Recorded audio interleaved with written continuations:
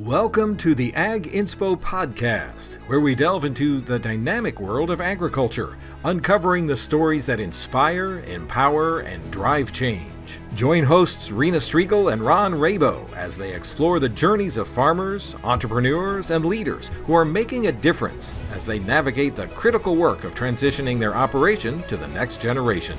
From navigating family dynamics to developing the next generation of ag leaders, we'll bring you the insights and inspiration you need to thrive in today's ever-evolving agricultural landscape. So whether you're a seasoned industry veteran or just starting out, get ready to be inspired, informed, and empowered as we learn from best practices and a few colossal failures on the Ag Inspo podcast. Hi, Ron. Hey, how's it going? Dude, where in the world are you? I am in Centennial, Wyoming, which is about 30 minutes west of Laramie, Wyoming, where the University of Wyoming is. And I've got some buddies in from Florida, and we're just really hanging out and doing what 50-year-old dudes do, which Awesome. is basically hang out in the mountains and have a few beers and then go to bed early. So how embarrassing. You know, we used to be able to stay up until we used to be able to stay up until 1 or 2 or 3 o'clock in the morning, and it's 10 o'clock, and we thought to ourselves, man, we're tired. We got to go to bed. So we rented a UTV yesterday, and we drove all over the mountains and got some mud on ourselves and just enjoyed the beautiful scenery. It's gorgeous up here. I love it. I love it. Well, I'm feeling a little tired myself. We decided to surprise my dad for his birthday, and we took my dad to Barry Manilow. Oh, you did not. And I'm going to tell you, for an 81-year-old man, that dude throws quite the little concert, let me tell you. And it was in the Wells Fargo Arena. And for anybody who's ever been there, that is a huge arena. Thing was packed. Packed. So, and the dude for 81, I didn't even know that he still I didn't get home till 11. And he played the whole time. He did. He was awesome. Awesome. Had more shiny jackets than any man should ever own. Gonna not lie. It was awesome. John.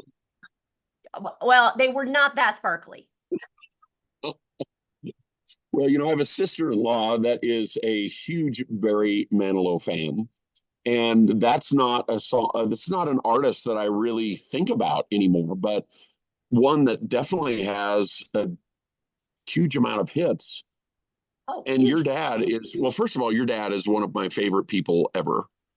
I think that sometimes during dirt conferences, he likes to talk more than he likes to listen. Totally. And so he's all jazzed up about December, wanted to know if he could come again, just to let you know. So dad will be in the house. I have to be careful how close I sit next to him during those, because I get busted because he likes to talk. Oh, yeah. So, you know, December 4th through 6th, if anybody wants to meet my father, he will be at the Dirt Project workshop in Des Moines. Come and hang out with my dad. We're always looking for sitters for him to keep him entertained and quiet. So, anybody'd like to apply for the job? Sitting thing, but I just can't ever help with the quiet thing. That's the problem. Together and I would have never pegged your dad as being a Barry Manilow guy. Not in a million years. Okay. So it was so great to watch him relive some things. And I will tell you that there are now probably going to be some videos circulating with me singing along, much to my embarrassment. I got a little caught up with a couple of the songs. So I'm going to have to make sure that I have some of those clips handy. We have some of those surface at some point. I'm going to have him send me some, or your sister send me some. Yeah, well, I think this is a great segue, because what I wanted to talk to you today is about relationships. We got to spend some time a couple of weeks ago in Oregon with a bunch of the instructors from the Dirt Project, just having some fun, talking a little farming, talking about succession planning. And it was just the most amazing week. I've never been so tired in my whole life as after spending 4 days with you guys. But it really impressed upon me the importance of connection in agriculture, of having people that you can trust without question to talk about some of the tough stuff, to recharge batteries with. I mean, there was just so many things that came to me. So I wanted to talk to you a little bit about that and just how relationships have impacted your career in agriculture in terms of learning curve. Because, you kind of got at 26, you were in a position where you were probably very alone, very isolated, not knowing who to turn to. So let's talk a little bit about relationships, and for people who are feeling isolated, what they can do to get that real circle of trust of people that they can lean on and just go through life with, right? We're not meant to go alone. We're not meant to go alone, and it's a topic that's massively important, and I think that a lot of times it's overlooked because we get so busy doing what we're doing, we forget about the value of what we can create in the long run. That we get very focused a lot of times on business, and to me, in my book, Make Your Own Way, I talk about three things primarily in that book, and that's communication, trust, and relationships. And without one of those, without the other two, don't work. And they're absolutely critical to each other. But that relationship piece for us, like when you talked about when you just mentioned about how we were alone, and Julie and I joke all the time that we just kind of live on an island all by ourselves out on our farm, because it was kind of, the community was not very excited with what we had done by leaving the family operation. Certainly the family wasn't excited about that. So we just decided, you know what, we're going to focus on us. We're going to focus on a relationship with our boys.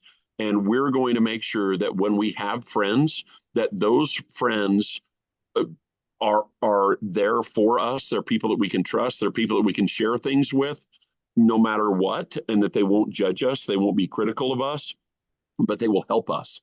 And quite honestly, that's what Steve and Josh and I are doing up here, that we can sit over a few beers at night or during the day, and we can talk about the things in life that a lot of times we just don't take the time to just wind ourselves down a little bit, because we're so wound up all the time because we're all busy, and we don't really spend the time thinking about the things and talking about the things that are so very, very important. So everything that I do on my farm and my life is truly, it's based on relationships.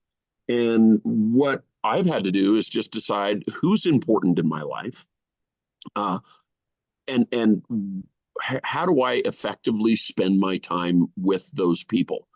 Because in the end, when business goes away, when transactions go away, when deals fall apart, what do we have left at the end of the day? And that answer is relationships. And so what we experienced together in Oregon when we were with our group was nothing short of completely amazing, because we were able to just go have fun together, let our guard down. And it's interesting how when we do that, there are things that come up in conversation that we wouldn't have like in a formal setting, right? So in a formal setting, we say to ourselves, well, we're going to sit down, we're going to talk about these things at a meeting. But if we're just out, just living life, things come up. And it might be a 2-minute conversation about something. This would be a long, drawn out conversation about whatever the topic is. But sometimes we just need to have that 30-second interaction or that 2-minute interaction that we can really, I think that's where a lot of profoundness comes from, and perspective, actually. And I had some challenges, of course, when we were ATVing all over the mountains in Oregon, and we were there helping some people who were stuck in the snow. And you can see people's work ethic, you can see their passion, you can see where their heart truly is, and you can have conversations as you're doing that. And to me, there's nothing more valuable than that. And I think that that's something that really gets lost in today's world. Yeah. I tell you, that little episode up on the mountains with the ATVs was really like a whole whole bunch of different things that made me really think about how we are connecting ourselves to others. So just for our audience, we were going up to this lake, and there was still snow up there, and our guys, two of them were mountain rescue guys, and they were like, okay, we're not going to be able to go through this because it's going to be dangerous. It's steep with snow. And then one of them said, well, let me just walk down and let me check. And he walks down around this corner, and there is a guy down there with his family. So two little kids, a dog, his wife, and he had gone off the trail and was stuck and had been there since 8 o'clock in the morning. It was 2 o'clock in the afternoon. They had no food, no water, no nothing. So of course our guys are like, well, we can't leave the kids down there, can't leave the dog, and let's go get these people dug out. Took us 3 hours to dig this person out at risk to our own group because we had to get him up over the edge. And we get the guy out, and he just takes off without so much as a thank you. Didn't wait for our group to get their machines back up, just took off. And I thought, how interesting, as you listen to him talk about his goal, his priority of being the first to open the trail, never said a thing about his family, never gave a thought to their comfort. He was just worried about being the first one. And I think sometimes, like, as we work with farms, you see that a lot where they're so focused on the goal of doing whatever it is that they lose the perspective of what relationships are either being developed or damaged in the pursuit of a goal. And I think that is something that we all need to be mindful about, is like, as we go through life, what is the wake that we are leaving behind us? Is it positive or is it negative? It's a perfect analogy, and it happens all the time. And so for every action, there is a reaction. So it's either going to be positive or it's going to be negative, like you just said. So I think we all look in our own individual communities that I have people, I'll just use myself as an example. I have people in my community that will absolutely, under any circumstance, make sure that they're taken care of. They will run over whoever they need to run over to make sure that they have the biggest farm, that they have the most ground, that they have the most leases, that they're out there in front of everyone to say, I'm the biggest and I'm the best. And in the meantime, you can't have it both ways. So if you're going to do that, you can't focus on one and be able to retain the other. So you can't be able to say, I'm the biggest, I'm the best, I'm going to run over whoever I need to make that happen, and still expect to have good, quality, healthy relationships in your life. And as people, we need to find the balance between those two. And that is something that we have to keep in perspective, which is why when we get away and we have time to unwind with people who we trust, people who we value their input, why that is so important, because it gives us that perspective that we can get really super wound up with what we're doing. But if we just take a break for a day or two or half a day or a few hours, it's amazing what it does to us. But this methodology that sometimes I see in my own ag community of people charging forward in the sake of what? So you're a big fish in a small pond? Give me a million breaks. That just doesn't make sense, because in the end, what's really important? When you and I did our interview, when we read the audiobook of my book, Your Own Way, we talked about the difference between goals and priorities. Yeah. And those two get confused because they're not the same thing. Priorities are the things that are super important to us in life and the things that we value most, like faith, family, friends, those types of things. Goals are things that we want to actually accomplish, places that we want to go. So how do we strike a balance with those? And in my opinion, one of the ways in which we strike a balance with those is we get perspective by having solid, healthy relationships, because I know that I can call you up, I can call Chris, I can call Todd, I can call our core group together, and I can run anything by them at all. And I know that they're going to give me sound advice, and they're not in a, there's no competitive nature there that we have with each other. It's just good, healthy, positive interaction. Yeah, I think Todd's last piece of advice was, dude, you need to go sit on your porch and think about that a little bit. It's true, and because you know that I was struggling with some stuff on my place with some directions that I was kind of trying to go, and that's exactly what he told me. He said, you know what I would do is I would go to your cabin that you got, and I would sit on that porch, and I would just spend some time to wind down and just think, like, how important is this really? Yeah. And that it's just it's a great reminder that even though we and I think it's hard. It was Steve and Josh and I talked about this last night, because they're in the healthcare industry in Florida, and they're not familiar. They don't understand agriculture, but they understand business very, very, very well, and they understand the need to be able to get perspective and step back. And their perspective on agriculture is there's always something to do, right? Like, they have people that can fill their role when they're gone. They have people that can do some of the, well, pretty much all of the grunt type of labor. These guys are the visionary people in their organizations. Where in my organization, what I'm going to do is I've always told my guys, I'm never going to ask you to do something that I wouldn't be willing to do myself. And in agriculture, we're just always hands-on, like we're always in it. So how do we create less busyness in our lives and more perspective while still being able to hold our organizations together and moving our farms forward? Yeah. Yeah. I've had some really great examples recently of people, like really watching out for community, right? Almost at the sacrifice of themselves, although probably the long-term play is he's going to win a million times over. And I got a text from a farmer and said, hey, I just got to let you know what this young man is doing. He had some rental acres. He owns some acres.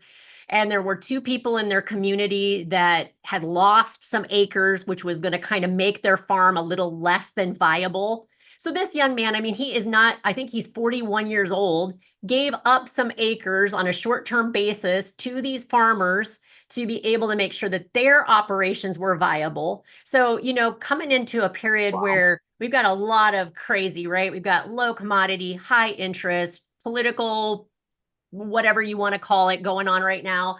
And here's this young man looking out for people in his community, not even people he was related to make sure that that community stays viable. And I thought, man, we get a few of those things happening here, there, and everywhere. And, they always say all ships rise, right? So how do we make all ships rise? And I just thought that was such a great example of sacrificing a little for the greater good or the long term, because that will come back to him in multi ways, I am sure. Well, there's a real thing in life called the law of compensation, and Napoleon Hill talks about it in all of his success-minded books. That the law of compensation is whatever you give out, you're going to get back tenfold. And so if you're putting negative vibes out there to the universe, you're going to get it back tenfold. Now, it might not come in the form in which you put it out, but it's going to come back in some fashion in your life. But the exact opposite of that would be that if you put out positive vibes and you try to help others, that's going to come back tenfold. And he even talks about it that sometimes it comes back 100-fold. And that is, but it goes back to the golden rule, like, right? That do unto others as you would have them do unto you. And make sure that whatever you're doing in your own home, in your own business, and in your own community doesn't just always have a selfish interest. Yeah. Make sure that it has more of a selfless interest in being willing to look out and help other people, especially those who really are in need, because that's what makes our communities better. Yeah. Not the competition, not all the I'm bigger than you are, I have more than you are. Who cares? Yeah. But if we can support, encourage, and better one another, it makes everything better that we're surrounded by. Iron sharpens iron. Yeah. And that should be our role in life and in business and as community members and family members, to make sure that the people that come behind us and the people that we're surrounded by can actually be more successful than we are as individuals ourselves. Yeah. Yeah. Yeah. I think that's awesome. I'm going to cut this short a little bit today because I know you've got some relationships to work on today yourself. But I thought we could have some fun. I want to test something out on you. Okay. I think as part of our little podcast, we ought to wrap up every show with a little farmer trivia. And I have a feeling that I'm going to be the guinea pig. You are. Okay. So what we're going to do is every podcast, we're going to have some trivia questions for our guests who are going to compete against Ron to see who can get the most right. And whoever wins is going to get a prize. Well, can I make a prediction already? Sure. Ron's going to lose quite a bit. That's okay, because you don't need all the prizes. All right. So I'm going to let you practice with no competitors. It's a great idea. I love it. Okay. I'm going to let you practice with no competitors. Okay. And I'm going to give you something as a prize, which I know you really want, which is one of the new dirt shirts. Okay. You got it. Can you display that a little bit so everyone can see the whole? So we got new swag for dirt, which is our cute little communication monster, little arm patch there. So can I just tell everyone what the monster is? So the monster is a representation of when behavior that is going to be problematic is just starting out. It's really small, it's cute, it's easy to kind of laugh it off or ignore it. But as a behavior that is going to be problematic continues to go on and on over time, it becomes bigger and bigger and bigger and harder to manage. It's where we turn an easy conversation into a hard conversation. So our mantra that we talk about all the time in the Dirt Project is kill the monster when it's little, right? So get rid of things when it's easy to talk about before it becomes really challenging and is causing problems all over your family and your operation. So we got some Monster Slayer t-shirts to remind people to just get out there and knock those little guys out when they're small. So are you ready for your first farmer trivia? I'm ready. I am ready. Now, I decided though to go a little off the beaten path because I was so totally tickled by the pistol competition in the Olympics, where our lovely Turkish man, 51 years old, walks in a white t-shirt and jeans, picks up the pistol, and wins the silver. The dude is bad, man. He is bad. So this is your trivia question. It has to do with white-tailed deer. Okay. Lay it on me. Here it is. What state holds the record for the largest white-tailed deer? Oh, wow. That's like the outdoor trivia game that I play with my kids, that all of the questions are so hard, there's no way that any of us can answer them. Hey, there's only 50 possible answers. True, and true. I'm going to say it has to either be Iowa, Illinois, or Ohio would be my guess. Okay, well, I'll help you. It is an I state, but it is not one of the I states you've already listed. The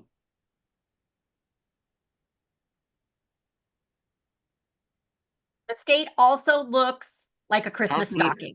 I was going to say, how can it be Idaho? It's not Idaho. That doesn't look like a Christmas stocking. What are you talking about? Well, a stuffed Christmas stocking. Hey, you completely lost. It's Indiana. Oh, would you like to take a guess at the year? Oh my gosh. Now say again. Would you like to take a guess at the year that record was set? I mean, I would say the 40s, but it could be also something very recent. It was in the last 5 years. There you go. Yep. So okay. 2021. So Indiana, I'll be darned. So, Iowa is known for their big white-tailed deer, and so is Illinois. And so, yeah, Midwestern makes sense, but I would not have guessed Indiana. So yeah, dude must have said, I got to get out of these states. All of my hunting expertise, I have failed my first question. Well, the deer must have said, I'm getting out of these states. Screaming at me saying, Indiana. I know. Well, the dude was saying, I'm going to get out of these states where we're known to be big, and I'm going to go over to a state where nobody's expecting me to be there. And I'm just going to live out my life. Until he didn't. Yep, he was found. That's pretty awesome. Yeah. All right, my friend. Awesome. Thanks for jumping on to chat with me. We'll talk to you again soon on a next episode of Ag Inspo. See ya. You've been listening to the Ag Inspo podcast with Ron Rabo and Rena Striegel. Find Ag Inspo on Farm Journal's YouTube channel and anywhere you find your favorite podcasts. For more information about today's guest or the resources referenced today, please see the show notes listed below. Join us next time when we will meet another inspirational leader who has taken those small steps to bring about really big change.